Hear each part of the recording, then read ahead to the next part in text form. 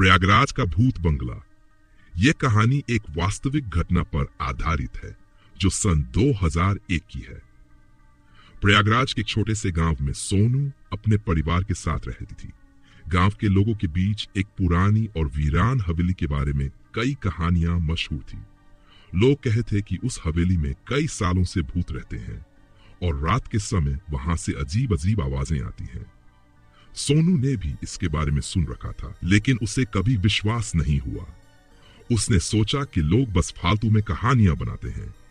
एक दिन सोनू के दोस्तों ने हिम्मत की बात छेड़ी और कहा, हिम्मत है तो रात में जाकर उस हवेली का दर्शन करके आओ। सोनू ने हंसी में बात ले ली और सोचा कि कुछ नहीं होगा। उस रात वह अपने दोस्तों के साथ उस हवेली की तरफ चल पड़ी। थोड़ा डर जरूर था, पर वह अपने दोस्तों के सामने कुछ नहीं कहना चाहती थी।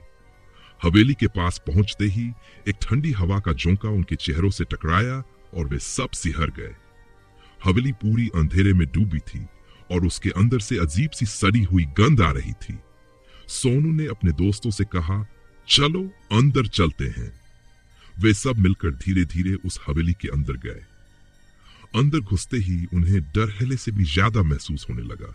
दीवारों पर पुरानी पेंटिंग्स लटक रही थी जिन पर धूल की मोटी परत थी।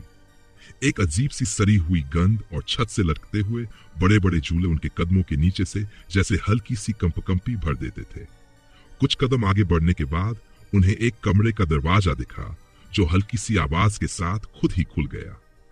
सोनू ने सोचा कि यह हवा का झोंका होगा, लेकिन तभी उसकी आंखों के सामने एक परछाई दिखाई दी। एक पतली और लंबी औरत जो उन्हें सीधी आंखों में घूर रही थी। सोनू ने पलक झपकाई तो वह गायब हो चुकी थी। तभी सोनू के एक दोस्त का फोन की टॉर्च बंद हो गई और उन्होंने देखा कि पूरी हवेली में अंधेरा छा गया है। और तभी किसी की बिल्कुल हल्की सर्द आवाज सुनाई दी, यहां क्यों आए हो, मेरा सुकून छीनने। वे सभी घबरा के वापस भागने लगे, पर जैसे ही वे दरवाजे के करीब पहुंचे, दरवाजा अपने आप बंद हो गया और लॉक हो गया। तब सोनू ने देखा कि उस परछाई ने उसके दोस्त को अपने बस में कर लिया था और वह बिना कुछ बोले ही उस परछाई के पीछे चल रहा था।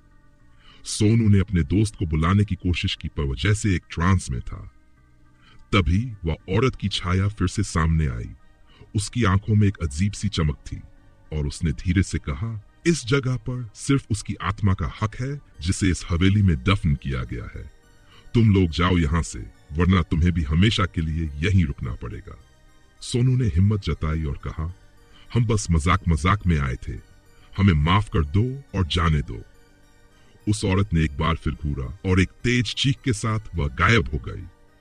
तभी दरवाजा खुल गया और सभी दोस्तों ने वहां से भागने में देर नहीं की। उस रात के बाद सोनू और उसके दोस्तों ने उस हवेली का रुख कभी नहीं किया और उसने किसी को भी हिम्मत में वहां जाने का चैलेंज नहीं दिया। आज भी लोग कहते हैं कि वह हवेली अब भी वैसी ही है जिसमें उस औरत की आत्मा फिर रात में वापस आती है। गांव के लोग कहते हैं कि वह किसी की भी रूह को वहां से जाने नहीं देती जो एक बार अंदर आता है।